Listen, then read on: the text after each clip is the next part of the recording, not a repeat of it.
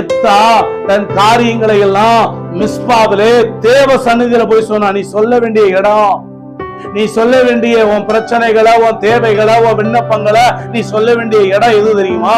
ஆண்டவர் இயேசு கிறிஸ்துவனுடைய சமூகம். அதாவது மரியாள் உட்கார்ந்து இருந்தாலே ஆண்டவர் இயேசு கிறிஸ்துவனுடைய பாதம் அங்கதான். அங்க சொல்லு. ஆண்டவருடைய பாதத்துல உட்கார்ந்து சொல்லிட்டேன்னா எல்லாத்தையும் அவர் பார்த்துக்கிறார். ஆமென். எல்லாத்தையும் பார்த்துக்கிறார். இதான் உண்மைங்க. அப்ப என்ன செய்வேன்? அதுக்கு ஒரு ஆசீர்வாதத்தை கத்த தர்றாரு. அப்பொழுது எல்லா புத்திக்கும் மேலான என்ன அர்த்தம் தெரியுமா? நல்லா கவனிங்க.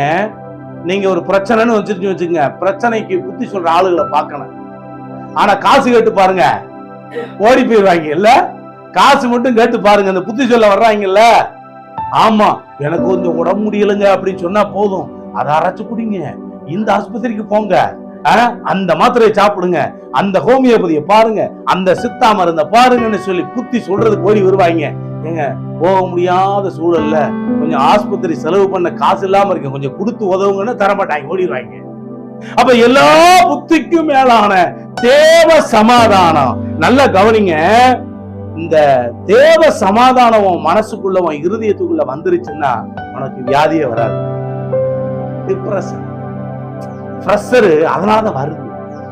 இந்த தேவ சமாதானம் நமக்குள்ள நிரம்பி நிரம்பி நிரம்பி வந்துருச்சுன்னா அதுக்கப்புறம் நம்ம ஹாஸ்பிட்டல்ல போய் எனக்கு பிரஷர் அதிகமாயி போச்சு, சுகர் அதிகமாயி போச்சு அப்படின்னு சொல்லி நம்ம செலவு பண்ண வேண்டிய அவசியம் கிடையாது. ஏன்னா உள்ள இருக்கிற அந்த சமாதானம் நம்முடைய உடம்புக்குள்ள ஆரோக்கியத்தை ஏற்படுத்தும். அது யார் கொடுக்கிற ஆரோக்கியம்? தேவன் கொடுக்கின்ற ஆரோக்கியம். அல்லேலூயா.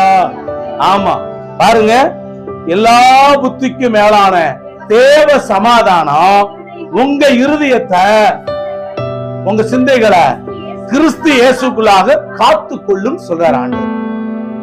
நல்லா கவனிங்க.